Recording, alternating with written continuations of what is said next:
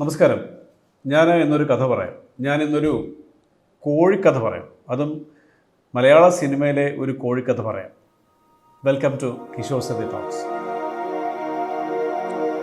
സാധാരണ സിനിമകൾ തുടങ്ങുമ്പോൾ ചില ടൈറ്റിലുകളുടെ കൂട്ടത്തിൽ ഈ ചിത്രത്തിൻ്റെ ചിത്രീകരണ സമയത്ത് മൃഗങ്ങൾക്ക് കേടുപാടുകളോ ഹാനിയോ ഒന്നും സംഭവിച്ചിട്ടില്ല എന്നൊരു ഡിസ്ക്ലെയിമർ നമ്മൾ ആദ്യമേ കണ്ടിട്ടുണ്ട്. അതേപ്പറ്റിയാണ് ഞാനീ പറയുന്നത്. ഈ സിനിമയിൽ ഈ മൃഗങ്ങൾ, പ്രത്യേകിച്ച് ഈ ഡൊമസ്റ്റിക് ആനിമൽസ്, ഇപ്പം വൈൽഡ് ആനിമൽസിനെ എനിക്ക് തോന്നുന്നു ഇപ്പോൾ നമുക്ക് അഭിനയിപ്പിക്കാൻ സാധിക്കില്ല. നമ്മുടെ ഡൊമസ്റ്റിക് ആനിമൽസിനെ അഭിനയിപ്പിക്കുമ്പോൾ ഒരുപാട് കടമ്പകളുണ്ട്. ഫോർ എക്സാമ്പിൾ, ഒരു കോഴി ഒരു സിനിമയിൽ അഭിനയിപ്പിക്കണമെന്ന് വിചാരിക്കുന്നു. അപ്പോൾ ഒരു നാടൻ കോഴിയാണ് ഈ ചിത്രത്തിലെ ഒരു കഥാപാത്രം എന്ന് വിചാരിക്കുക. സാധാരണഗതിയിൽ ഒരു കോഴിക്ക് എന്തെങ്കിലും സംഭവിക്കുകയോ ഒന്നും അറിയാൻ മേലാത്തതുകൊണ്ട് നമ്മൾ ഒരു 3-4 കോഴികളെ വാങ്ങിക്കുന്നു. ഈ കോഴികളെ വാങ്ങിച്ചു കഴിഞ്ഞാൽ ഈ കോഴികൾക്ക് ശാരീരിക ആരോഗ്യ മാനസിക പ്രശ്നങ്ങളൊന്നുമില്ല എന്ന് പറഞ്ഞ് ഒരു വെറ്റിനറി ഡോക്ടറുടെ സർട്ടിഫിക്കറ്റ് മേടിക്കണം.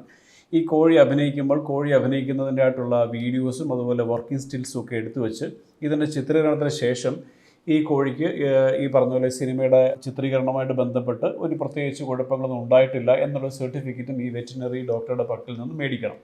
പിന്നീട് ഇതിന് ഒരുപാട് പ്രൊസീജിയേഴ്സ് ഉണ്ട്. ഫരീദാബാദിലുള്ള ആനിമൽ വെൽഫെയർ ബോർഡ് ഓഫ് ഇന്ത്യയിൽ നമ്മളിതിൻ്റെ കുറേ ലീഗൽ ഫോർമാലിറ്റീസ് ഉണ്ട്. അതിൻ്റെ ആപ്ലിക്കേഷൻ ഫോമിന് മാത്രം 25,000 രൂപയാണ്. ഇതെല്ലാം കൂടെ ഏതാണ്ട് 19,000 രൂപയോളമായിരിക്കും ഒരു കോഴിയെ വെച്ച് അഭിനയിപ്പിക്കേണ്ടി വരുമ്പോൾ ഒരു നിർമ്മാതാവിന് ഉണ്ടാകുന്ന മുടക്ക് എന്ന് പറയുന്നത്.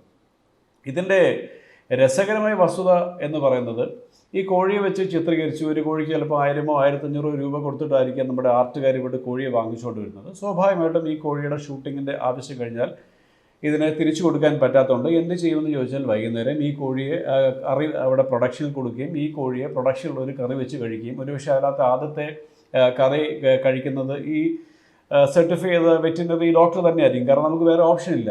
അപ്പോൾ ആ ചിത്രീകരണത്തിന് ശേഷം ആ കോഴിയെ കറി വെച്ച് കഴിക്കുകയും, അപ്പോൾ എന്തിനാണ് നമ്മൾ ഈ കോഴിക്ക് ഇതിൻ്റെ ചിത്രീകരണ സമയത്ത് ഇതിന് പ്രത്യേകിച്ച് കുഴപ്പമൊന്നുമില്ല, അല്ലെങ്കിൽ ഈ കോഴിക്ക് അപകടമൊന്നുമില്ല, ആരോഗ്യവശാൽ എല്ലാം ശരിയാണ് എന്ന തരമുള്ള ഒരുതരം പ്രഹസനത്തിലേക്ക് നമ്മൾ പോകുന്നത് എന്താണെന്നുള്ളതാണ് ഇന്നത്തെ എൻ്റെ ചർച്ചാ വിഷയം. ഇത് പലർക്കും അറിയാവുന്നൊരു വിഷയമായിരിക്കില്ല.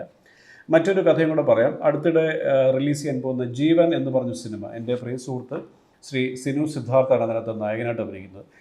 അതിൽ ഇദ്ദേഹം ഛർദ്ദിക്കുമ്പോൾ അദ്ദേഹത്തിന് ഛർദ്ദിക്കുന്ന ഭാഗമെന്ന് ഒരു നായ നക്കുന്നൊരു രംഗമാണ്. അതിനുവേണ്ടി സിനു സിദ്ധാർത്ഥ് ഈ നായയുടെ ആഹാരമായ പെഡിഗ്രി വായിൽ വെച്ചിട്ട് അതാണ് ഛർദ്ദി പോലെ പുറത്തേക്ക് തുപ്പിക്കളയുന്നത്. അപ്പോൾ അത് വന്ന് ഒരു നായ നക്കുന്നു. അപ്പോൾ അതിന് മുൻപ് വെറ്റിനറി ഡോക്ടർ വരുന്നു, ഈ നായയ്ക്ക് ശാരീരിക മാനസികമായിട്ടുള്ള പ്രശ്നങ്ങളൊന്നുമില്ല എന്ന് സർട്ടിഫൈ ചെയ്യുന്നു.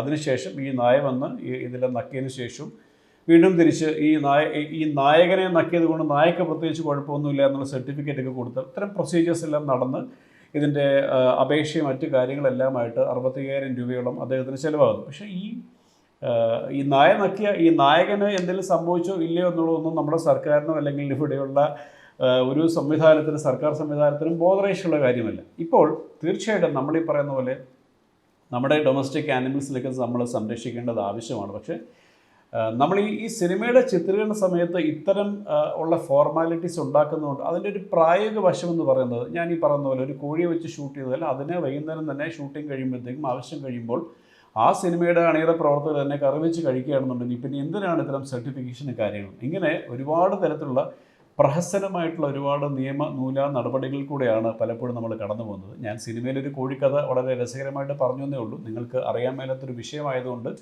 ഞാൻ ഈ വിഷയം നിങ്ങളുടെ മുൻപിൽ അവതരിപ്പിച്ചു എന്ന് മാത്രമേ ഉള്ളൂ. എന്തായാലും ഇന്നത്തെ സംസാരം ഇവിടെ പൂർണ്ണമാകുന്നു. Thank you so much.